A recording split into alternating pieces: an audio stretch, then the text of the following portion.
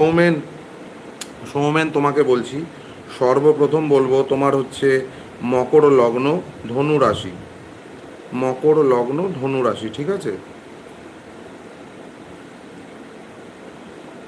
জ্ঞান তো যবে থেকে হয়েছো, তুমি বুঝতে যবে থেকে শিখেছো তবে থেকে মোটামুটি একটা কিন্তু আয় রোজগার, তুমি ইনকাম তুমি কিন্তু করছো।